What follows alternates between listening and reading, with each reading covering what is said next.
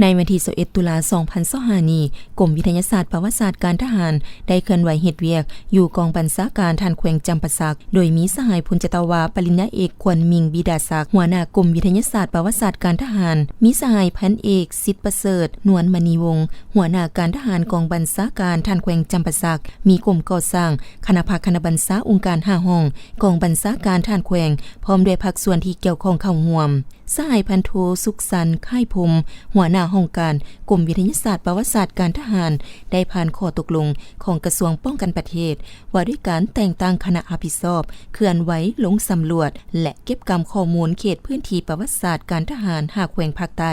พร้อมทั้งได้เสนอจุดประสงค์การเคลื่อนไหวเฮ็ดเวียกครั้งนี้ก็เพื่อปรึกษาหารือเกี่ยวกับแบบกองไซจักรพรรดิแบบจำลองเฮือนประชาชนในสมัยก่อนและลงสำรวจพื้นที่ประวัติศาสตร์กองปุกลุกคนควยอยู่บ้านไผ่ล้อมเมืองโพนทอง